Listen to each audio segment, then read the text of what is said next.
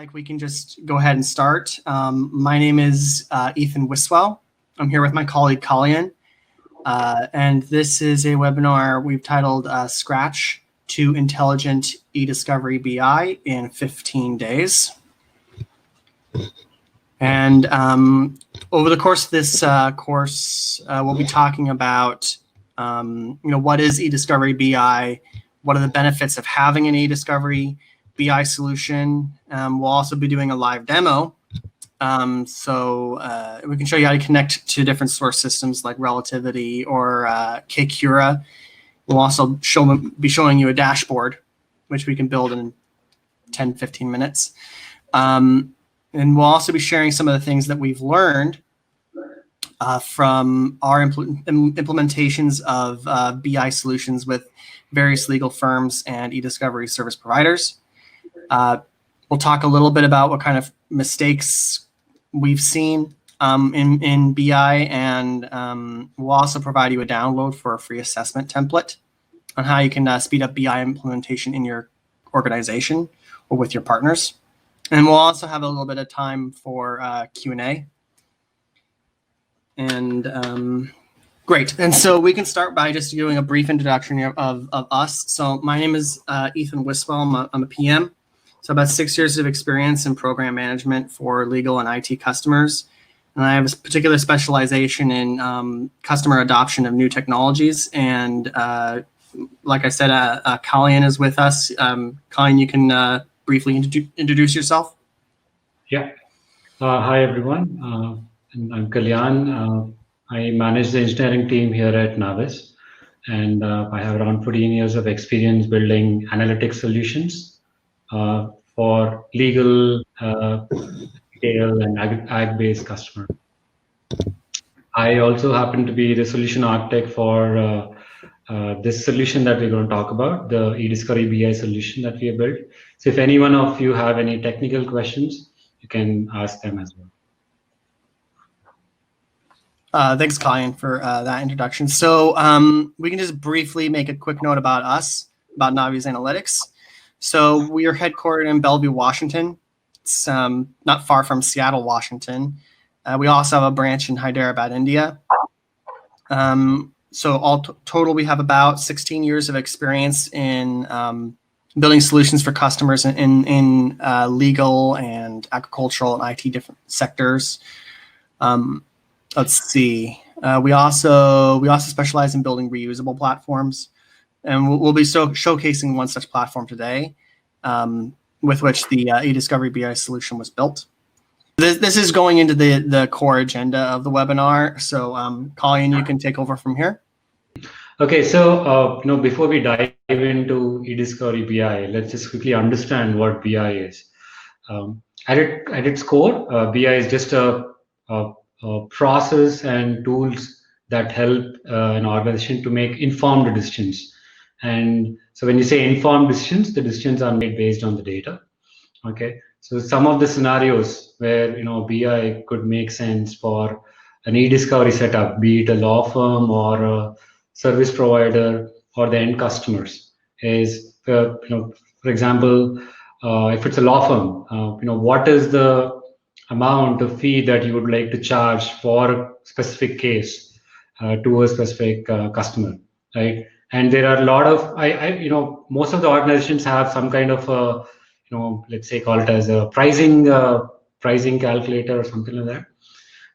But all the customers, the end customers, expect that there should be some level of flexibility when the fees are given. If let's say the data is stored at the customer's place, then you would have a different price. If the data is stored at the legal firm or at the service provider, there would be a different price. So there are a lot of permutations and combinations here. So a lot of data that is required there. You'd also want to talk about what the savings that can be passed on to the customers through different technology improvements that are being made or process improvements which are being made. How will you inform the customers that, okay, they are going to make these X dollars of saving when they work with you than when they work with their other customer, when they work with other competitor. There can also be scenarios where we are talking about identifying any training needs that your review team can have, right? If they are spending more time than, let's say, the average time that is spent for matters of a specific type, right? Then you know that, okay, you'd want to do a training setup here.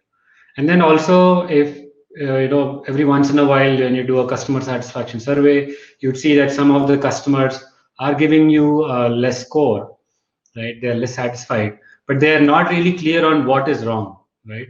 And you would want to, apart from the fact that you'd want to reach out to the customer, you'd also want to check internally on what could be wrong, right? And that entire analysis is actually done on data. So in all these scenarios, right? So the data is going to be the key, and you'd want your tools and process to be in place to make sure that you get the correct information.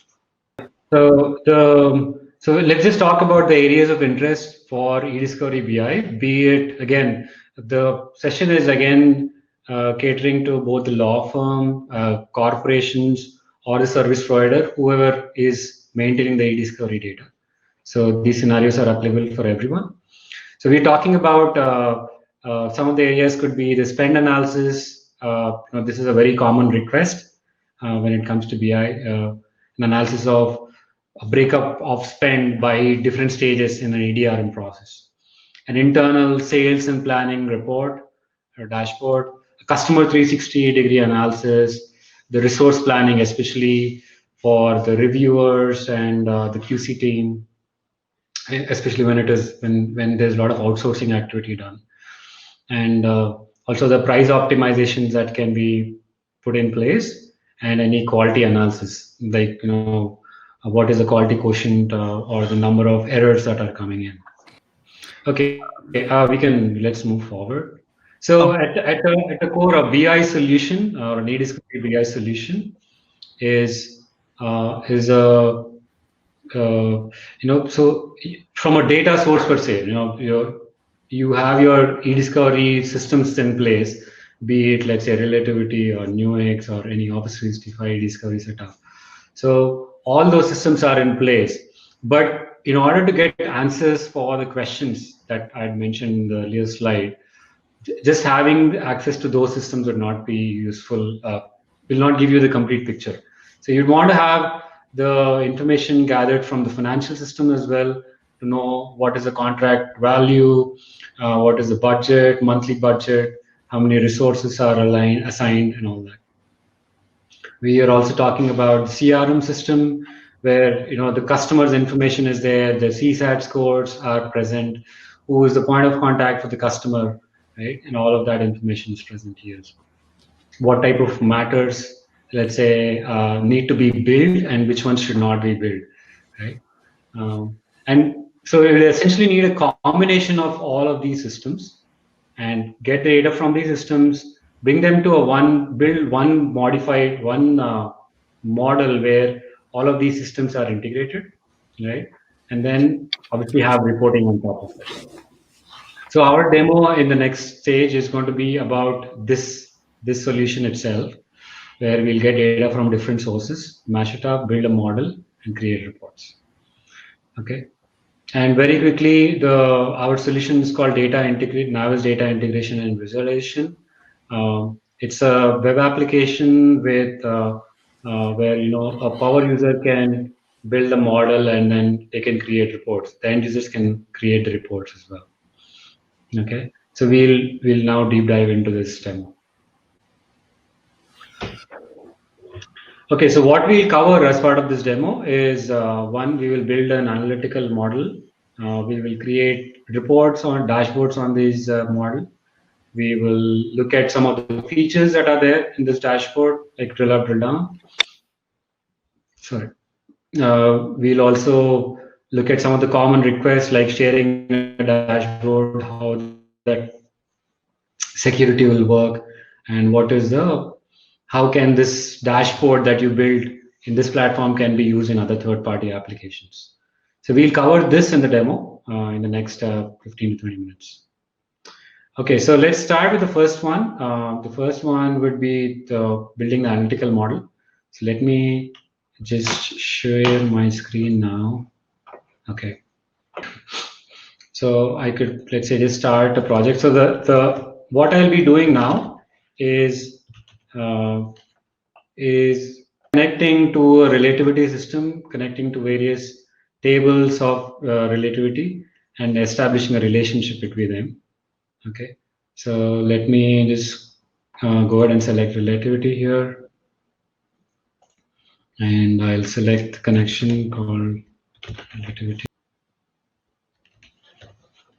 Okay, yeah, so I can connect to this data source, and then in this case here,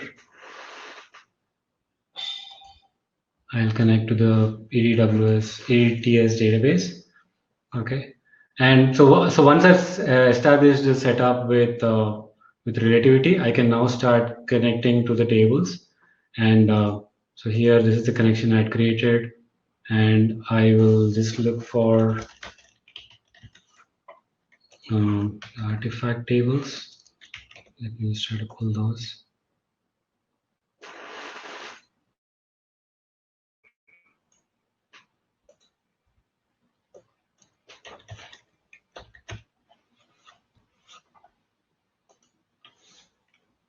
Okay, so I'll just pull up the artifact tables. Let's say these are the three tables that I would want to pull, and I can establish a relationship between these tables. So in this case here, uh, let's say the artifact ID would connect to this artifact ID table. So they are connected based on artifact ID, and the artifact type ID is connected to the artifact type ID here. So now all these tables are linked. So you would essentially keep adding tables like these from various sources. So I would, let's say, I would select, let's say, eCapture. I could select any financial systems, right? All the different connections that I have made. Once I do this, and then I'll be able to move forward. So let's just jump on to a model that I have already built. And these are the models with which you can take make use of, and you'll be able to create dashboards very quickly with this. So yeah, let me open up this model. So this is a model built again on relativity where all the connections are established. And what we'll do is very quickly I'll save this, and I'll show you what all changes can be done. So within this model, you would want to say that, okay, I want to select or analyze the data by the artifact ID, the total number of artifacts which are there, right? And and you'd want to look at the total artifacts by artifact type, right? For example, so we are talking about different dimensions here. Based on artifact type, you'd want to get the number of artifact IDs based on the code type or the type of grouping that is available. So dimensions are basically the slicing and dicing of data that you would do for your measure. Okay, and then there is a lot of security details and all of that available here. We can do a detailed product demo. I think it might take another. We need to have exclusive 1 hour for a product demo, but I'll very quickly go through this. So once I've set up the relationship, I have set up my dimensions and measures. I'll go ahead and just process the cube. Okay, the processing of a cube is essentially you are publishing this relationship. You're saying that, okay, this is the relationship which is there between all of my tables, all the components. So we build the analytical model. I just showed how you can connect to relativity. It's shown how you can make use of that template model, something that we have already built. And then we look at how the dashboards can be created. So now that I have saved that and published that model, I'll start creating the dashboards. Okay, and the application can connect with Office 365, so we have got it integrated with Office 365. Okay, so we are looking at the dashboard here. I as a super admin, so I've just connected with my ID, and there are various reports that are available. We are looking at, so I had mentioned about the Client 360 report and spend analysis in the form of financial reports and review dashboards. Okay, so if you look at each one of these, the data for these has been brought from various sources. Financial data is coming from a custom database, financial database. The review data is coming from relativity. The production is coming from, I think, the eCapture. Client 360 is coming part from CRM. So there is interactivity within this dashboard, within these elements. So I'm looking at the top 5 matters, looking at that matter, and then analyzing that matter by various breakups. In this case, the spend breakdown, the processing spend for that matter, and production spend, all these details. So this is again a classic dashboard with all the functionalities of drill up, drill down as well. So I'm looking at, for example, here I could just drill up here by quarter, drill up further. I can always export this report. I'm expanding this here, and I can change the report format. I can export the report to a different format altogether, into a PDF and other formats. The filters are interactive as well. You can also drill the data. For example, in this case, you could look at this data by, for example, by customer, right? How is my hosting spend by customer? So I could, let's say, look at the breakup of that hosting spend by customer, right? All right. Apart from the fact that you will be looking at a pre-built dashboard like this, you can also create your own dashboards. So we also support, this application also supports natural language query, which would mean that you can put the queries in English as well. So I could just say, let's say spend by year, and let's say I would need it by as a bar graph. Let's say. Okay, and I can either pin this to the dashboard, or I can also just export this data as a one-time analysis from my side. Okay. Now, apart from this, you can also edit the existing widgets that we have built here. So in this case here, I could just go into a more detail. Like for example, if I want to align the colors to the branding guidelines that I have, then I can also select that and change the report format. Okay, so I could, let's say, just change the color to something like this, and I can also change, maybe I don't need it by year, I might just need the data by month, and I can just save this.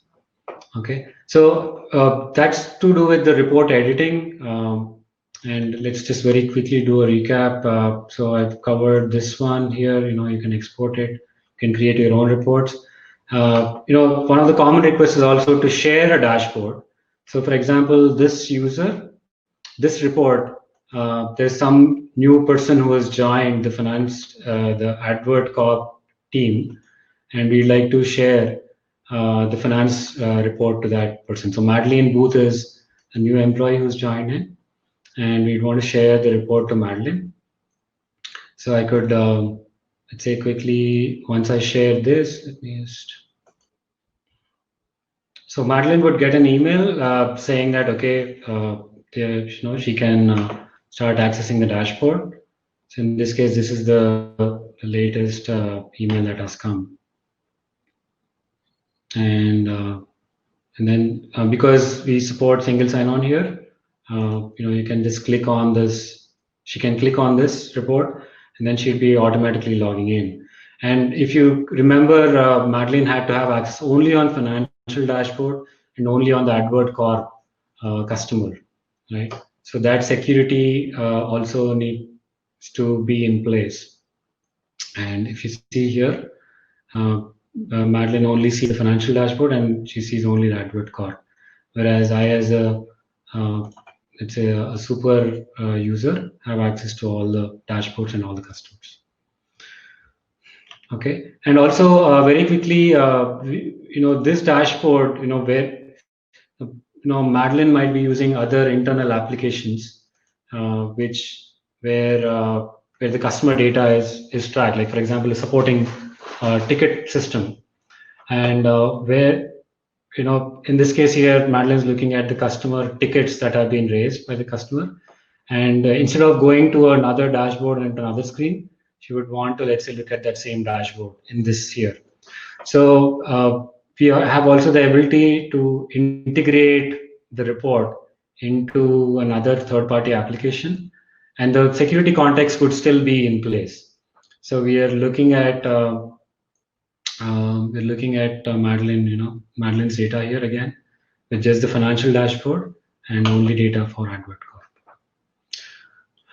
Okay, so a quick recap. So we've done check this sharing of dashboard. We looked at security, and we look at integration with third party.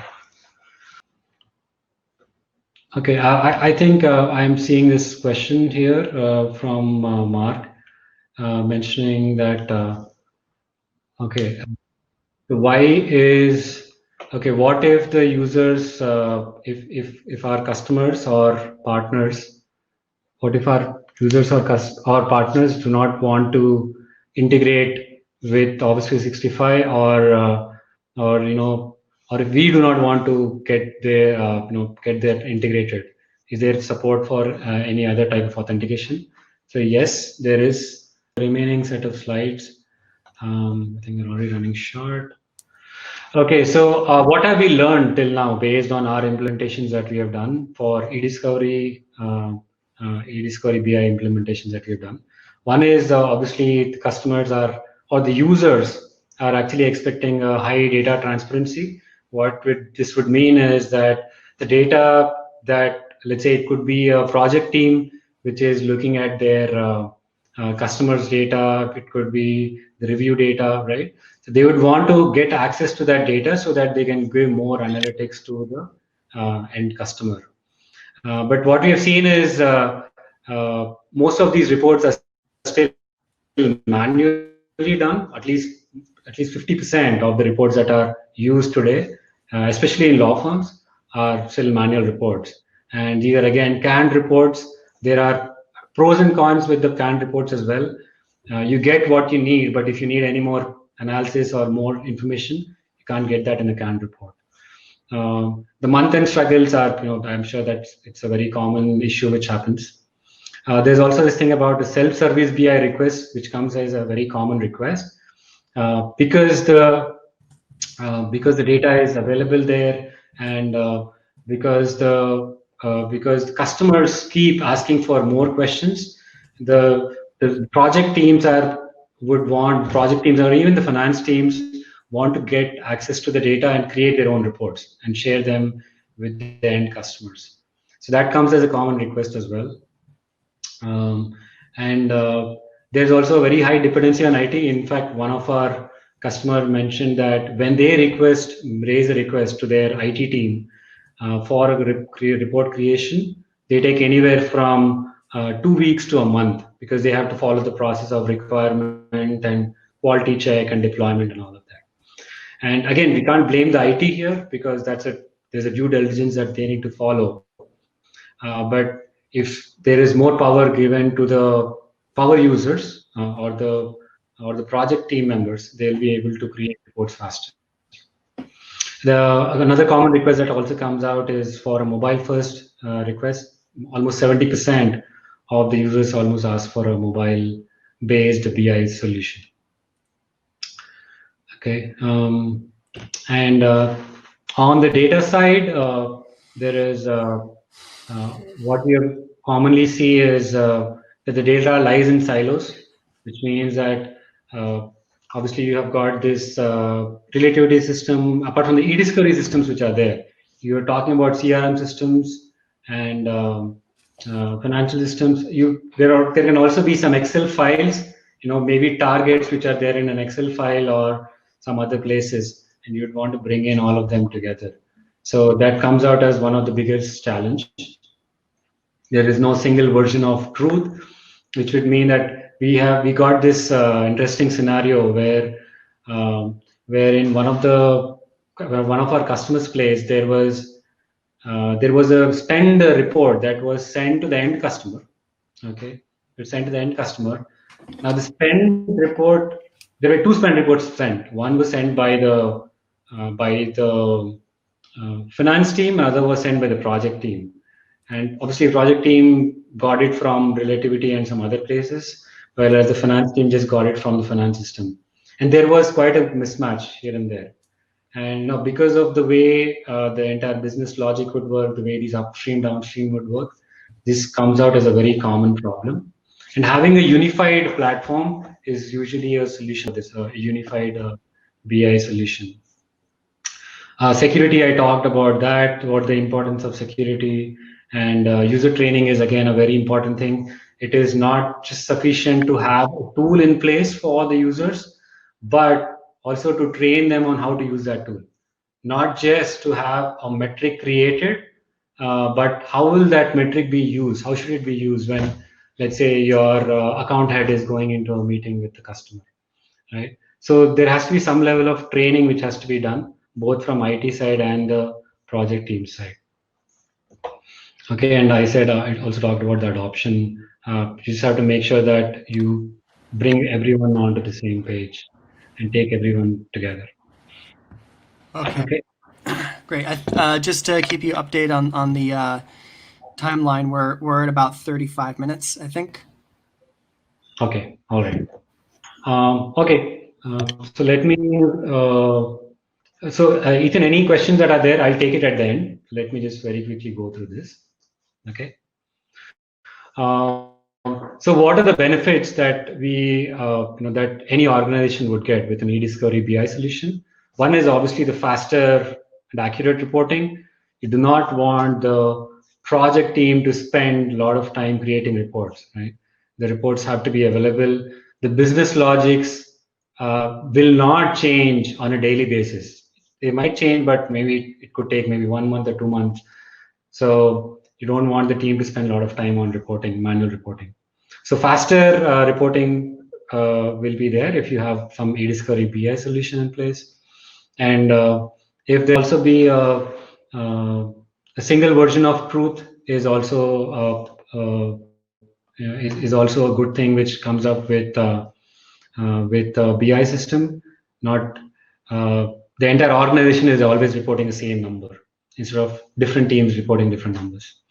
Process improvements, I talked about this, that you can identify certain staff training for your review teams, for your quality teams, for your partners as well.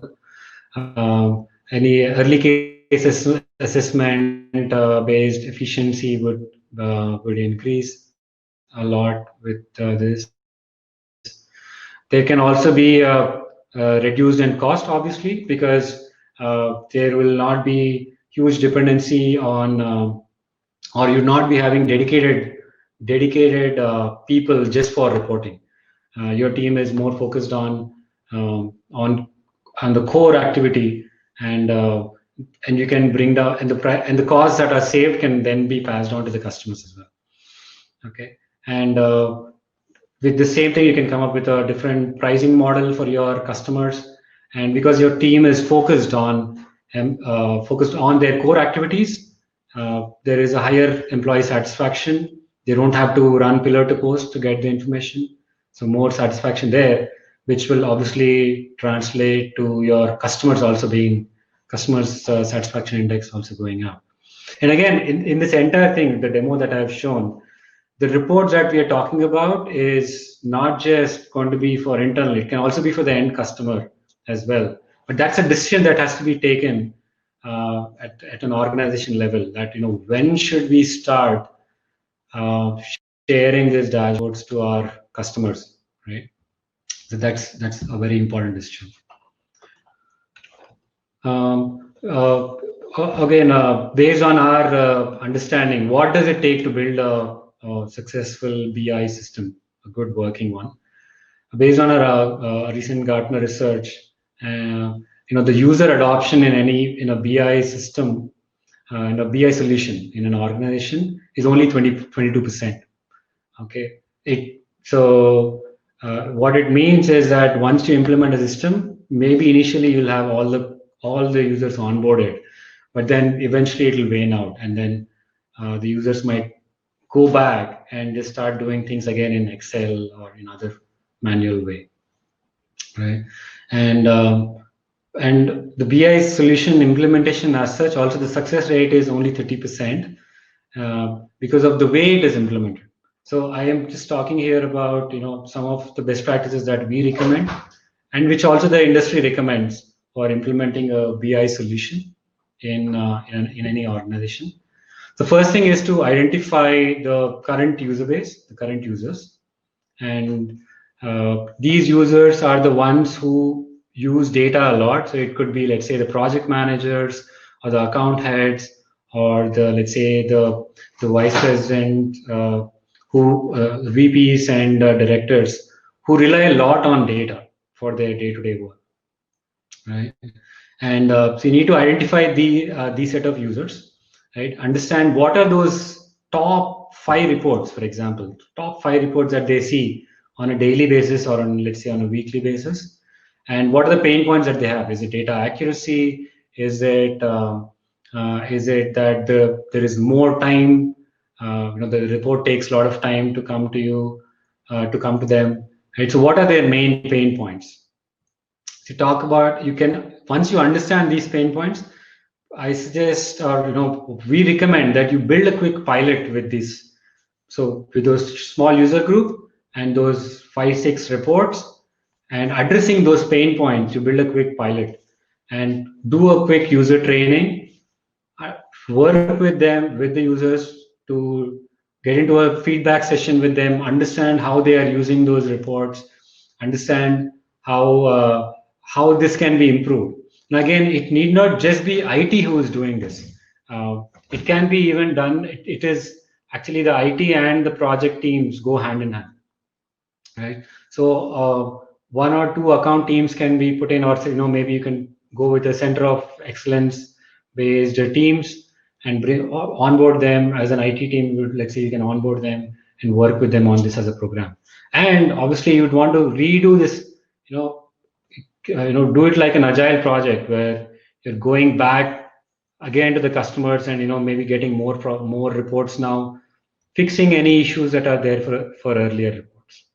So that's the model that you'd want to follow, and the main thing here is you don't want to boil the ocean. That's what one of our customer had put this point when they were trying to do the implementation in their organization, and they were very clear that we don't want to implement this for all of the users, but we'll take one account at a time, and let's say one customer at a time. Okay. All right. So what else do we have? Okay, just a quick case study about one of the solutions that we had implemented. So for this customer, again, this was for a eDiscovery service provider. So their customers were the corporations, and they were partnered with law firms. Okay, and we had covered the entire EDRM process. We had covered the review, production, processing stages here. So data was coming in from relativity, eDiscovery, eCapture, Nuix. I think we probably also use ServiceNow. So third-party systems are also used. And so the reports were, we had around 30 reports built for them. It was done in a gradual phase. Again, we did not just go live with all 30 reports. Okay, we did it in a gradual way, and security was set up at. So I did not talk about that in today's call, but the security would eventually want to have security at a matter level as well, at a case level as well. So that level of security was set up as well, and eventually these reports were even published to their end customers, to the corporations. So this was the implementation that we had done. Okay, I think we have covered all the points here, Ethan. So there is this thing about self-service BI. which the users keep asking for. And there is this another point, another issue where we're talking about data quality. So while let's say the project team would want to have, or the end users might want to have self-service BI, the reports can get created, but but what if they do not follow? What if the brand guidelines are not followed, or what if the quality check is not in place? So yes, there can be a checkpoint. I think Ethan had covered this, but I'll just repeat that. Yes, there can be a checkpoint that can be put here, wherein not all users will be able to publish the report for the entire organization, but there can be approval system in place. Yeah, I think you must have covered that. Yeah. Great. Okay. So yeah, I think we have done. We got all the points. All right. So if everything was covered. So thank you, Colin. Thanks for preparing this information, and thanks for presenting that and for taking the time to share that information with us. So to all attendees, once again, thank you for taking the time to join us for this this webinar. And if you need any other further information or have any questions, you can always call us at the number on the last slide, or you can reach me at ethan@navisanalytics.com. That's probably the route that I would go with, because I'm not always in. That's the office line, and I'm not there every minute. So if 24/7, you can reach me through the email. All right. And there's also our website as well. Yep. Okay then. Thanks everyone, and thanks Ethan.